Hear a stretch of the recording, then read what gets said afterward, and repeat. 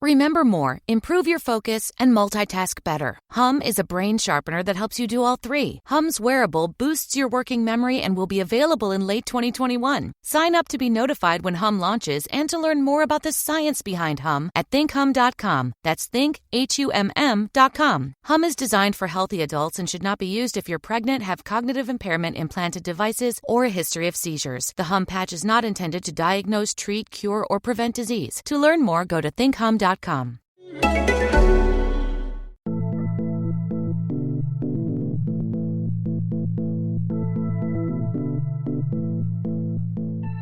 can walk into a shop and buy a lot of things, whereas if you were going up to a checkout with your basket clinking with bottles of wine, you would feel that, okay, somebody must think that this is all for me, or I'm getting judged. So I think with the food, it's a lot easier, for me anyway, to be covert.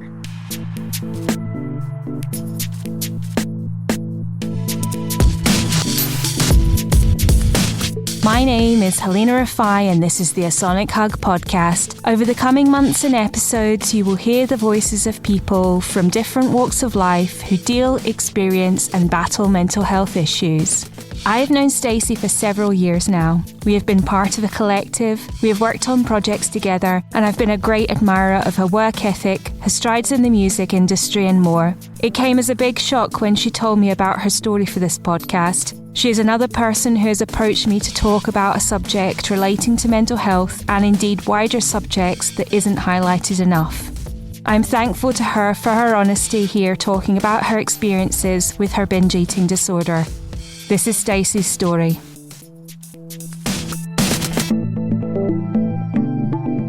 I'm Stacey, currently in between. Currently in a career transition period. I think that's probably the best way to describe it at the moment.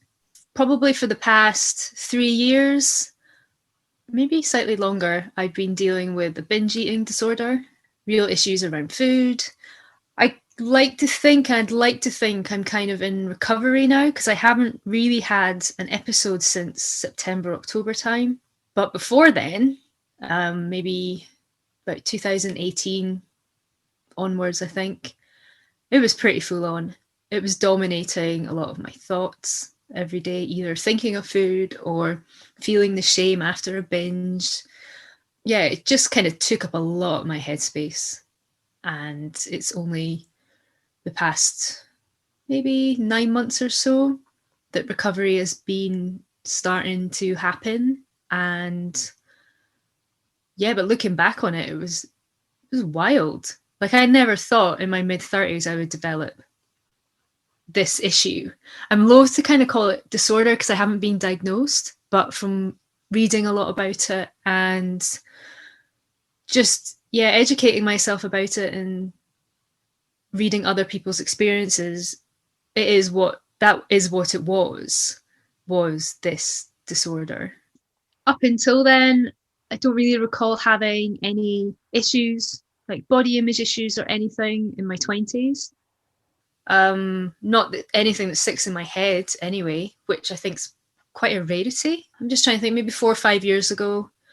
It was a culmination of things, I think, that kind of led to me reaching out to food as my comfort, as my distraction, as my coping mechanism. I had a important friendship that ended without explanation, quite abruptly, and that really dented my sense of worth, my sense of self-worth, my self-esteem. I was starting to feel kind of stuck living in Glasgow, friends around me getting married, having kids, doing all those things and not having that myself. So kind of feeling that societal pressure, even though I was kind of happy where I was, feeling the need to settle down. So that made me feel that I needed to own somewhere. And I ended up buying a flat on the Isle of Bute where I'd visited once before. And I think looking back on kind of patterns, I'm someone who quite likes a drastic change. So like, I broke up with someone once and then I jumped out of a plane. The first thing you see if I'm going through some sort of crisis is I'll cut all my hair off and bleach it. I'll go through something quite drastic. And that point was moving to Bute was drastic.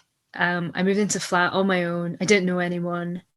The house needed loads of work, a lot more work than envisaged. It was just really stressful.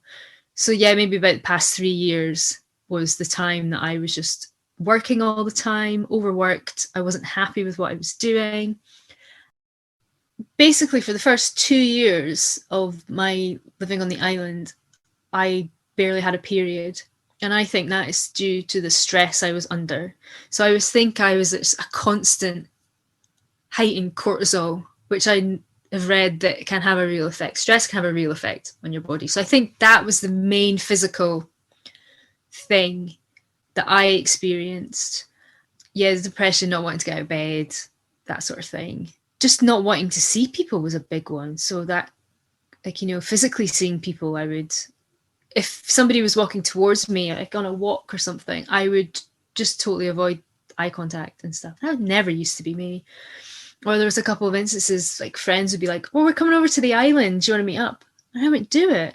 That was the main thing. But yeah, I think I didn't have a period basically for 2 years. Got everything checked out, no issues. And I think that was to do with stress. And yeah, just things, just because there was so much work to do in this flat, like any crack I see, like the ceiling fell down once and it was just like, you just don't know what to do. You just go like, you're like, what the fuck? Fight or flight. And then, so any other issue that would come up, I would just feel that my heart rate would go up. I would future think and I would panic. I would think the house was falling down. So my thoughts would get the better of me. And I would kind of wind myself up a lot. Yeah, loads of pressure on myself. And I think the main thing was just denying to myself that I was struggling, denying that I needed help. I was kind of really stubbornly going, I can totally do this on my own. I'm fine on my own. Whereas now I'm out of it, or out of that depression anyway, that I love connecting with people and being with people, and I completely isolated myself.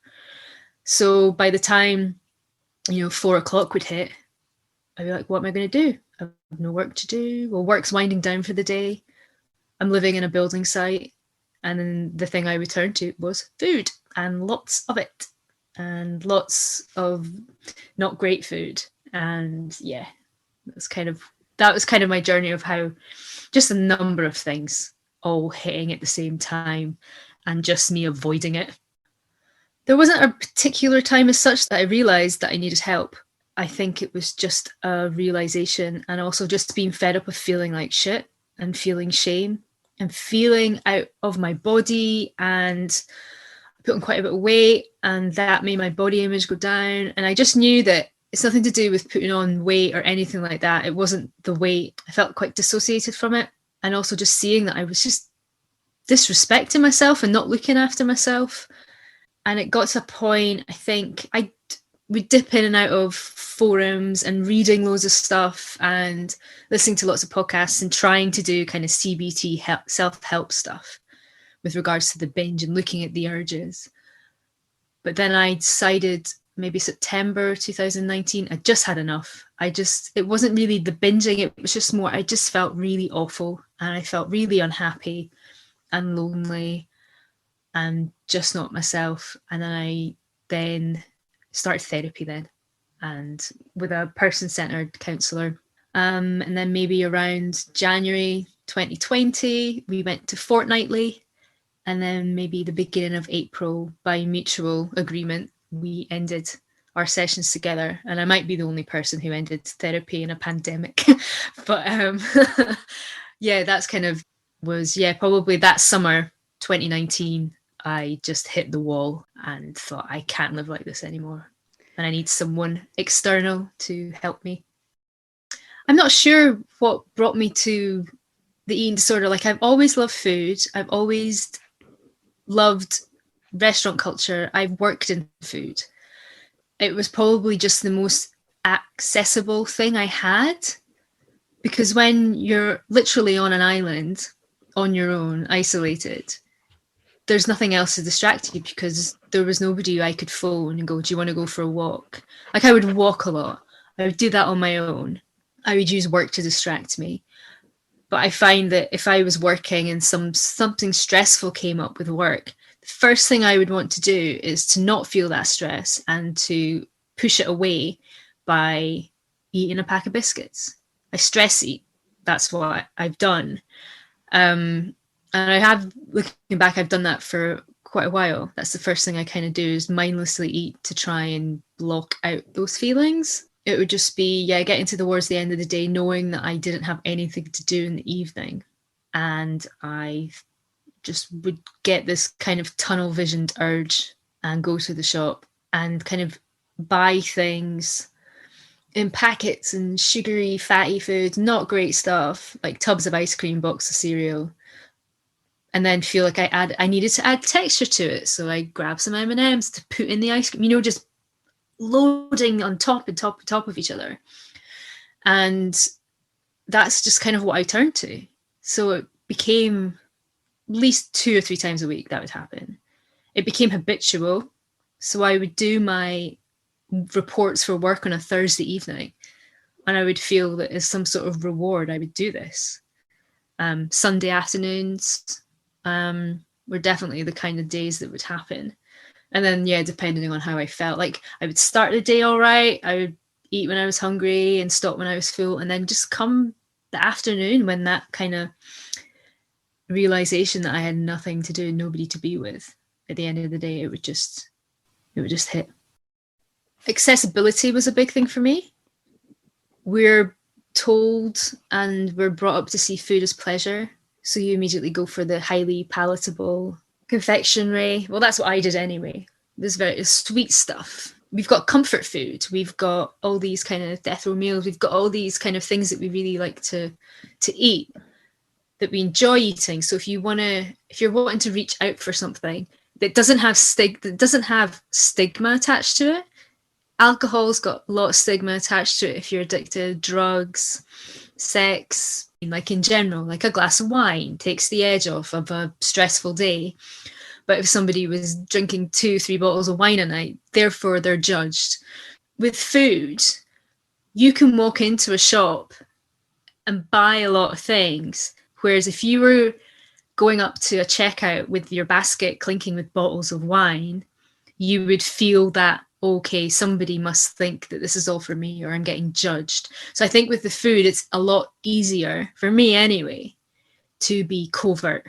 And from reading other people's experiences and stuff, binge eating is a very solitary thing. I would never eat the way I've eaten in a binge in front of anyone else. Like, I would never do it. I couldn't do it. Binges always happen when you're on your own. That could be something to do with it, initially, off the top of my head. Yeah, well, before I moved to the island, I was very active. I loved weightlifting. Even kind of maybe the year or so before I left, I was starting to have inklings of not feeling good enough, or if I was skinnier, I would probably get a partner. That sort of thought started to creep in, and that could be my self-esteem issues from, friendships ending, or experiences I don't know. Things can lie dormant for years and you don't know when they're going to crop up. So it could have been a number of things. But yeah, maybe like the year before I left, and I kind of stopped menstruating. I had real issues with my menstrual cycle, probably because I was potentially over exercising. I was heavily into like Instagram back then. So you would see all these Fitspo accounts and you would see these 12-week transformation. And I dread to think how much I've paid money-wise in diet culture. I roll my eyes at it and just really angers me now. That started to creep in. And then when I moved to the island, I just stopped all of it out of a rebellion almost, I think. Just to go, well, if I just start eating, then my period will come back and I'll be healthy. But then quickly I put on quite a lot of weight and then I just felt completely not with my body. And there was a couple of times that I would hit a brick wall again and pay some nutritionist to be like, oh yeah, we'll get you mindfully eating and improve your relationship with food, but we still need to cut your calories. So maybe if you just weigh this 40 grams of porridge oats, all that sort of stuff. I was paying that sort of thing. And it is only been the past maybe 6 months or so that I'm feeling pretty good in my body again. I've started weightlifting again, which makes me feel strong. I'm exercising more, but not to the extent. I'm really aware of it now. I've got my cycle back. I'm eating when I'm hungry. There's been lots of things that have kind of just started to click into place finally after 2 or 3 years of reading so much stuff about binge eating and about intuitive eating and listening to loads of podcasts. Getting into daily yoga practice has been really key. Like, I've been in and out of yoga 15 years or something, but purely on an aesthetic level. And it's only been probably since, the beginning of last year that it finally clicked that it's not about that. And at the moment, I would say my body image is pretty good. I'm now exercising for strength for when I'm an old lady. Hopefully I get to be an old lady and I want to have decent strength so I don't fall over, or I can pick things up. And realizing that diets don't work. And if you start starving your body's going to fight back. There's always moments of doubt. There's moments of doubt at the moment because I've left my career that I did for like 14, 15 years to go into something new, which I do know is the right thing. And what I do know in my bones that I want to do it, but it's that uncertainty. I like stability. I like feeling secure and safe. And realizing that all that time I lived on the island, I wasn't grounded. Therefore, I didn't feel safe. I was just not comfortable. Whereas now I'm kind of in a transition period. I'm moving back to the Northeast, where I'm from originally, and that feels just really good. There has been a few blips. It creeps in. Earlier I've been kind of mindlessly eating a few sweets and then I just stop. And it's just about kind of become a lot better of checking back in with myself and going, am I actually hungry? No. Okay, so what's happening here? And kind of challenging myself a lot more. So those kind of urges to binge have subsided, but there is still, I'm human. Nothing's going to be fixed overnight, and recovery is not linear, and it's up and down and round and about. And I think it's just more just being aware of what will come up and what my triggers are.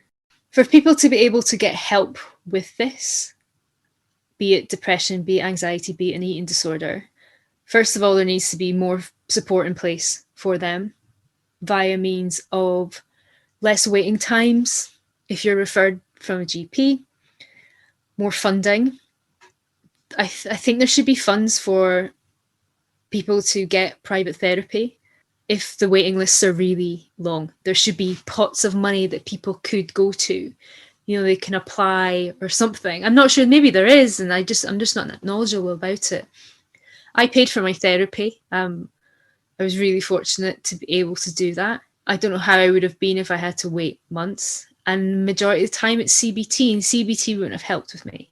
I needed a longer term approach. And I think that needs to be in place. I think more people speaking out about it, sharing their stories, more conversations, just so we can then hopefully start to reduce the shame of it.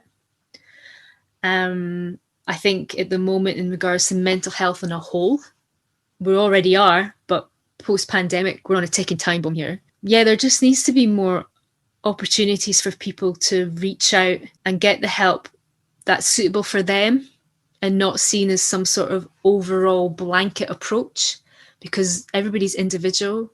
Everybody has their own reasons for this happening, their own experiences that have led them to that point. It's just so unique.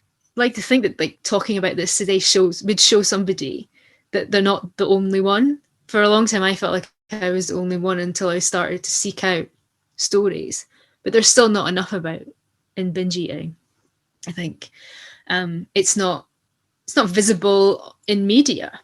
From what you're seeing, the media we consume, you can see somebody who's an actress who is playing somebody with anorexia, they're visibly underweight.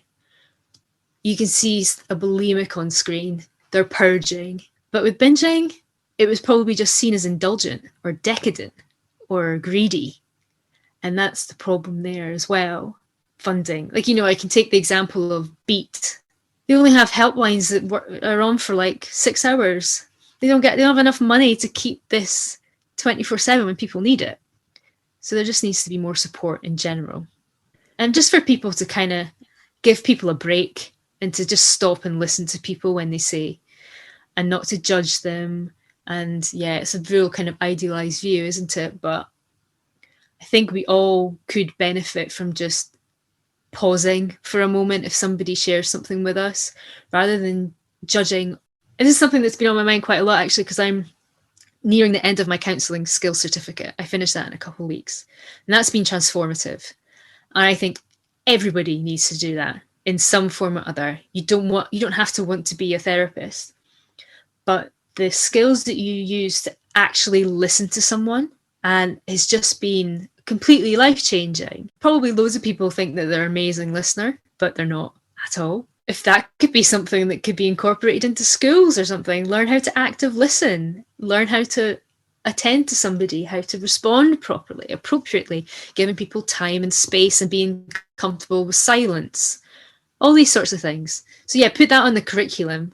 That would be good. There's an idea that's just popped into my head. In schools, just have these sort of really crucial social skills. If you shared earlier, you might not get to that crisis point. You may still get to that crisis point. At least you know there'd be someone there you could reach out to. I've worked with 2 separate therapists. I think I first worked with somebody in like 2015, 2016, and they just weren't the right fit for me. Incredibly good at their job, very empathetic, listened really well, but we just didn't vibe.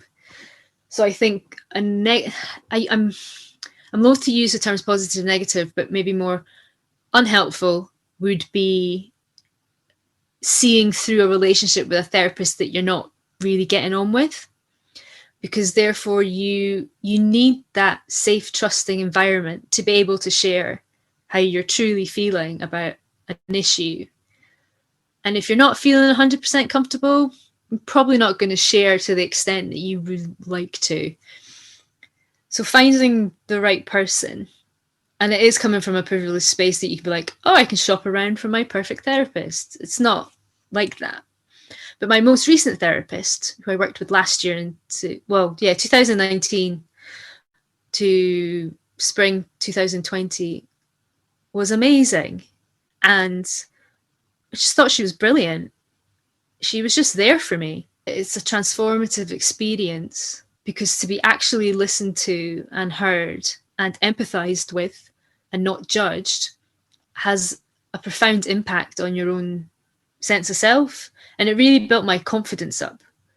And to the point that, in 2016, I did an introduction to counselling, City of Glasgow College, with a viewpoint of potentially that's something I'd like to do. Then I overworked myself and didn't do it. And then towards the end of my therapy last year, I was like, no, this is something that I'm just feeling that I need to do. So I've been doing the skills course, and I'm now going to do the diploma, which is 2 years. It's going to be really tough. It's going to be very time consuming, and I'm going to be skinning it for years and all of that. But I really want to do it. I feel if anybody has the opportunity to embark on therapy, be it CBT or person-centered, which is what I kind of really cottoned on to, was that longer term. It's quite an empowering therapy, because you're not being told what to do. You're not being analysed. You're not being, it's not like Freudian that you're going, well, this is your relationship with your mother and that's why this is happening. With person-centered, you're just there and you're being empowered to make your own decisions. And some people really thrive on CBT. And the good thing about CBT is potentially you can do that online or self-help. You can potentially adopt some of the frameworks yourself. So that's positive. But I think if you're starting to think about it, then you need to do it. There's something in you that's telling you, I need somebody external and trained to share with. Yeah, your gut's a powerful thing. Your intuition's powerful. So if you're starting to feel, maybe I need to talk to someone, then I think you need to just do it. I think I'll take the example of binge-eating urge. So the urge is starting to kick in.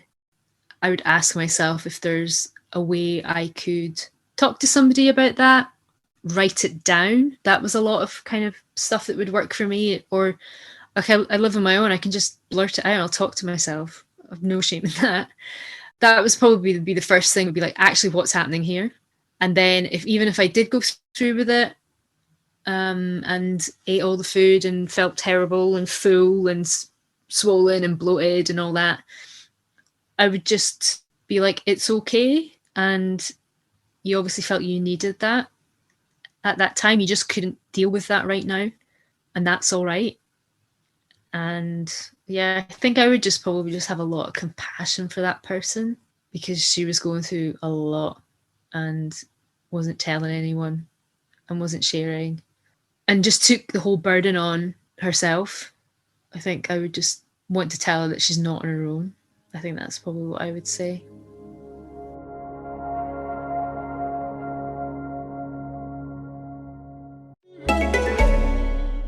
Remember more, improve your focus, and multitask better. Hum is a brain sharpener that helps you do all three. Hum's wearable boosts your working memory and will be available in late 2021. Sign up to be notified when Hum launches and to learn more about the science behind Hum at thinkhum.com. That's thinkhum.com. Hum is designed for healthy adults and should not be used if you're pregnant, have cognitive impairment, implanted devices, or a history of seizures. The Hum patch is not intended to diagnose, treat, cure, or prevent disease. To learn more, go to thinkhum.com. Look, staying healthy isn't easy. Watching your diet, hitting the gym, avoiding stress. But a good night's rest helps boost your overall health and wellness. And it couldn't be easier. The new Sleep Number 360 Smart Bed is the only bed that effortlessly adjusts and responds to both of you. The result? You wake up ready for anything. Proven quality sleep is life-changing sleep. And now, the new Queen Sleep Number 360 P5 Smart Bed is only $17.99. Save $600. Only for a limited time. To learn more, go to sleepnumber.com. That was Stacey's story. I couldn't believe it when she told me about her struggles with binge eating. I think when you have someone that moves in and out of your life and you respect, there's a pang of sadness and guilt when you discover things that they have been experiencing that you weren't aware of. For me, Stacey has always been a pillar of strength. At times I've looked at her and thought, my God, I need to be more like that woman. As someone who has struggled with body image for my entire life, I would follow her fitness journeys on social media and her updates and just look on in awe. But this continues to promote the question, do we ever really truly know someone? And I mean really know them. Stacey talks about distraction and denial a lot here. The aspects of her life which were causing mass stress, pressure, levels of expectation, sadness and more were something that she just wanted to get away from. Whilst we may never really know when these things began for her, the focus on the last 3 to 4 years and the amount that she has had to experience within such a short snapshot of her life is striking. Her explanations about her relationship with food, its comfort, its decadence and how it became an escapism, and I suppose crutch, is conveyed so brilliantly in helping to understand what she was experiencing. When she talks about it being a solitary act, the covertness of it, and that extending to her example of shopping and how we are able to hide further intentions as the stigma of shopping for food and its accessibility will always be outweighed by perhaps alcohol. But that stigma has two very stark sides. Whilst there may not perhaps be notable stigma in the act of shopping, the stigma that surrounds the act of binge eating is monumental. As Stacey mentions, indulgent eating in mass is regarded by many as greed. It's become a societal norm to shame those who consume too much food, especially highly calorific food, instead of questioning why these things are done. Shame is a word that has been brought up in almost every single podcast recorded so far. For Stacey now, that shame has been turned into compassion as she knows more about the reasoning behind her coping and the emotions, thoughts and actions surrounding things. We as humans feel shame when we oppose the social norms we believe in. But where do those social norms come from and when do they begin? As I have said in previous episodes, we must break and question these chains. Stacey's comments about therapy and thankfully her access to it are a shining light of her experience here. Her comments and ideas about teaching in school is especially something that needs to be addressed. We as a society are still not tackling this. We continue to put plasters over gaping wounds. We still sugarcoat the sheer enormity of the problem, and our media and government have to be held more to account. I'm so glad that Stacey is in a more mindful place now. She says there have been blips and there may be more to come, but there's a self-awareness that comes through in her language. One of the most poignant moments of this podcast is when she talks about discovering help from someone and what it's like not only to be actually listened to, but heard. This built confidence in her, and this is vital when it comes to recovery. Our doubts continue, but if we have these support systems in place which strengthen us and take some of our burden, then we will continue to grow. As Stacey also says, sharing these conversations is pivotal. Discovering that you are not the only one experiencing something is one of the best realizations, no matter how bittersweet it is. And as she says, if you shared your experience earlier, you might not get to crisis point. People listening to this will hear that Stacey has played an important part in helping some of you pause, listen, and know that you are not alone. So now is perhaps the time to ask for help.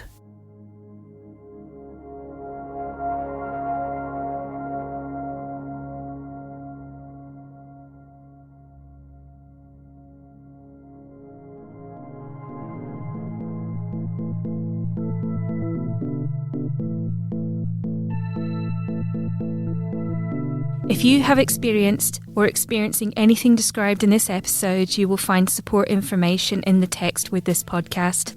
A Sonic Hug podcast is recorded, produced and edited by me, Halina Rafai. We are also part of Scotland's podcasting network, The Big Light. Until next time, deep breaths.